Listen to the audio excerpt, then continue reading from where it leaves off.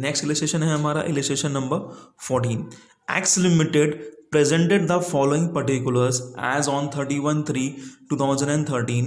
Compute the value of stock as on 31/3/2013. The total cost of product कैसे दे रखे हैं आपको देखिए. Cost of material 12 each. Cost of material 50 rupees है cost. Manufacturing input कितने 30 के, तो टोटल कॉस्ट कितनी हो गई आपकी 80 की. प्रॉफिट कितने का 20 का और सेलिंग प्राइस 100 के. On 31/3/2013 the selling price has gone down suddenly from 100 to 70. Price of raw material, यहाँ पे देखने वाली बात है कि क्या बात कर रहे हैं हम, रॉ मटेरियल के रिस्पेक्ट में हम लोग बात कर रहे हैं. तो price of raw material has also gone down to ₹8 each. पहले कितनी थी 12, अब कितनी हो गई 8. X Limited had in its stock 6,000 units of material which was bought as per the above rate on the same date. ठीक है जी. तो देखिए अगर हम बात करें किसके रेस्पेक्ट में, अगर हम बात करें रॉ मटेरियल के रेस्पेक्ट में, तो रॉ मटेरियल के रेस्पेक्ट में स्टॉक कैसे वैल्यू होता है. यहाँ पे कॉस्ट और NRV whichever is lower वाला फंडा आपका काम नहीं करेगा. यहाँ पे कॉस्ट और NRV whichever is lower वाला फंडा आपका काम नहीं करेगा. आपको चेक करना है कि मेरे फिनिश गुड्स किस पे वैल्यू हो रहे हैं, कॉस्ट पे या फिर एनआरवी पे. अगर कॉस्ट पे होंगे तो हम भी किस पे वैल्यू करेंगे रॉ मटेरियल को, कॉस्ट पे. और अगर फिनिश गुड्स वैल्यू हो रहे होंगे एनआरपी पे, तो रॉ मटेरियल वैल्यू किस पे होंगे, रिप्लेसमेंट कॉस्ट पे. ठीक है जी. तो सबसे पहले हम बात करते हैं किसके रेस्पेक्ट में, हम बात करते हैं फिनिश गुड्स के रेस्पेक्ट में. ठीक है जी. तो फिनिश गुड्स का फॉर्मूला क्या होता है, कॉस्ट और एनआरवी. फिनिश गुड्स में तो ये देखेंगे ना कि फिनिश गुड जो है मेरा वो कॉस्ट पे हो रहा है या एनआरवी पे हो रहा है, तो इसको चेक करना पड़ेगा हमें.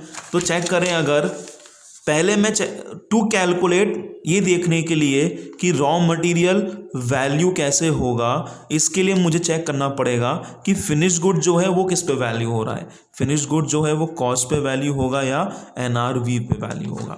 तो फिनिश गुड्स की कॉस्ट कितनी है 50 और 30 80 कॉस्ट कितनी हो गई 80. और एनआरवी कितनी है, एनआरवी तो कितनी है मार्केट में 70 है ना. 100 से कितने पे आ गया वो 70 पे. तो कॉस्ट और NRV whichever is lower, तो फिनिश गुड्स जो हैं वो किस पे वैल्यू हो रहे हैं एनआरवी पे. तो हमारे रॉ मटेरियल भी किस पे वैल्यू होगा, रॉ मटेरियल भी हमारा किस पे वैल्यू होगा, हमारा रॉ मटेरियल भी वैल्यू होगा एनआरवी पे. तो जितना भी रॉ मटेरियल है, कितना रॉ मटेरियल है आपके पास 6,000, तो जो 6,000 है ये किस पे वैल्यू होने वाले हैं, ये एनआरवी पे वैल्यू होने वाला है. और एनआरवी कितना है आपका 70, तो कितना आ जाएगा ये 4,20,000. सिंपल सी बात है.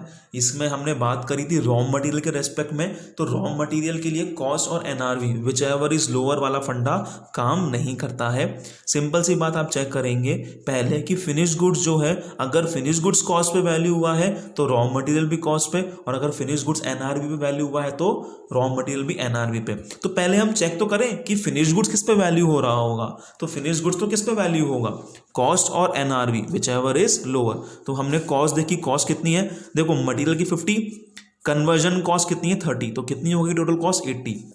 और एनआरवी वैसे तो सेलिंग प्राइस 100 थी, पर अब मार्केट में डाउन हो गई ना, तो एक्सपेक्टेड सेलिंग प्राइस कितनी है अभी 70, तो एनआरवी हमने कितनी ली यहाँ पे 70. तो फिनिश गुड्स किस पे वैल्यू हो रहे हैं एनआरवी पे, तो रॉ मटेरियल भी किस पे वैल्यू होगा फिर एनआरवी पे. एनआरवी ना बोल के आप यहाँ पे इसको बोल सकते हैं क्या, रियलाइजेबल वैल्यू. इसको आप क्या बोल सकते हैं, रियलाइजेबल वैल्यू. ठीक है जी. तो देख लीजिए according to AS2 when there has been a decline, इसको छोड़ दीजिए कोई दिक्कत नहीं, आप मेन आंसर पढ़े बस. The total cost of 80 exceeds the net realisable value, selling price of 70. ठीक है जी. तो inventory should be valued at ₹70 each and as such the total of value stock should be 4,20,000. आप एग्जाम में कैसे लिख के आएंगे, आप एग्जाम में इसको ऐसे लिखेंगे कि as per accounting standard 2 the raw material is to be valued, raw material is not valued on the basis of cost और NRV whichever is lower. Raw material is valued on the basis of finish goods. So if finish goods is valued at cost, raw material is also valued at cost, and if finished goods is valued at NRV, the cost raw material will be valued at replacement cost. ठीक है. तो in this case finished goods will be valued at NRV because NRV is lower than cost, therefore raw material will also be valued at replacement cost.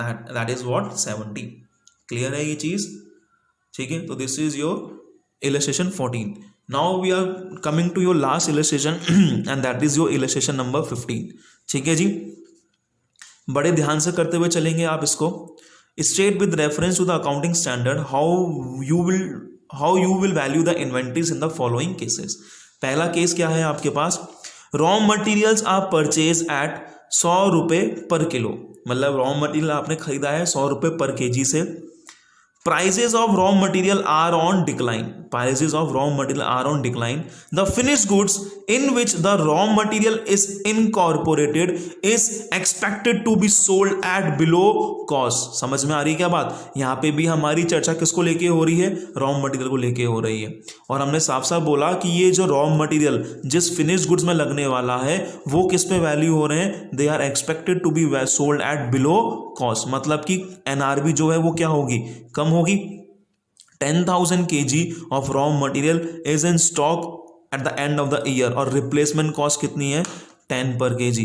तो cost और NRB, simple सी बात यहां पे बोल दी है इसने कि फिनिश गुड्स जो है, फिनिश गुड्स वो किस पे एक्सपेक्टेड है, is expected to be sold at below cost, मतलब कॉस्ट से कम. तो एनआरबी क्या है, कॉस्ट से कम है ना, यस और नो.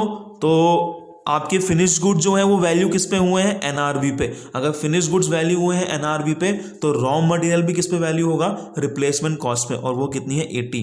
तो इस वाले केस में, फर्स्ट वाले में जो आपके रॉ मटेरियल हैं वो किस पे वैल्यू होने 80 पे. तो है कितने, तो 10,000 kg हैं आपके पास और हर केजी की रिप्लेसमेंट कॉस्ट 80.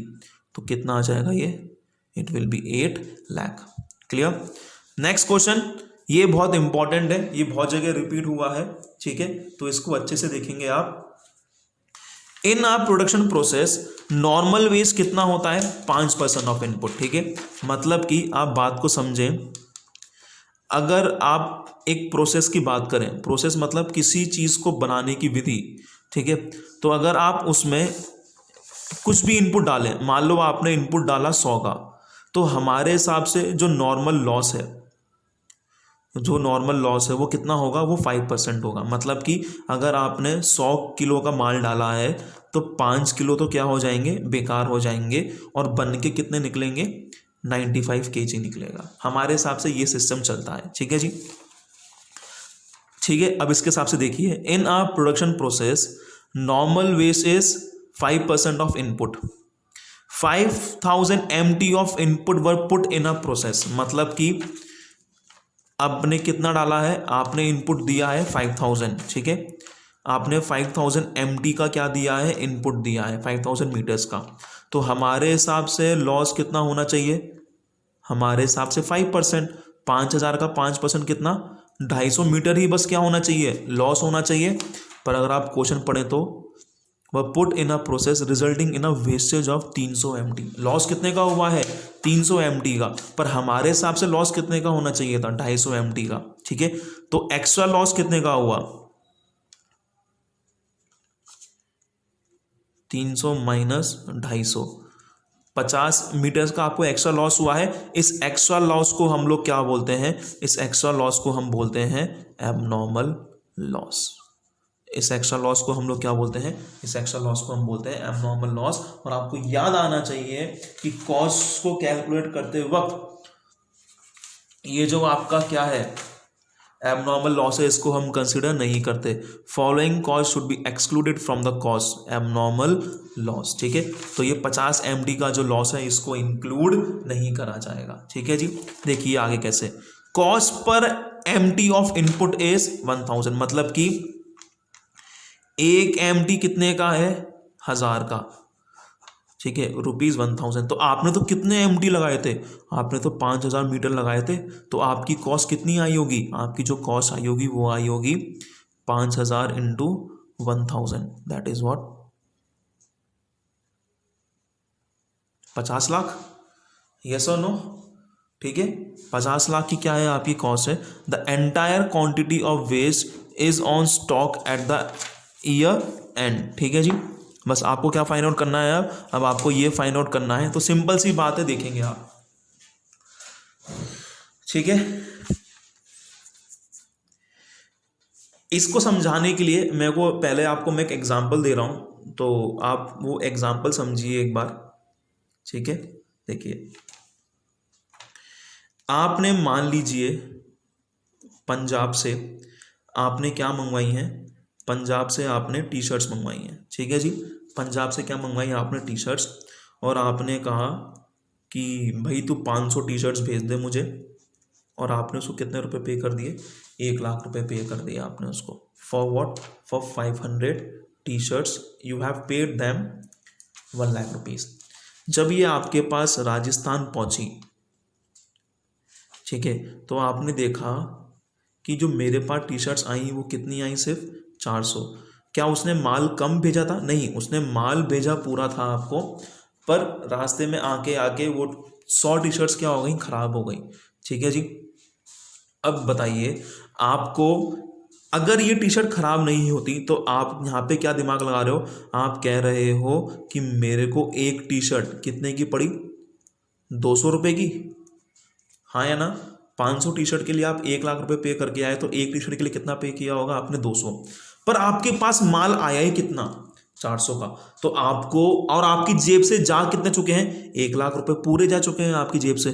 तो आपको एक टी शर्ट कितने की पड़ी, आपको एक टी शर्ट पड़ी 250 की।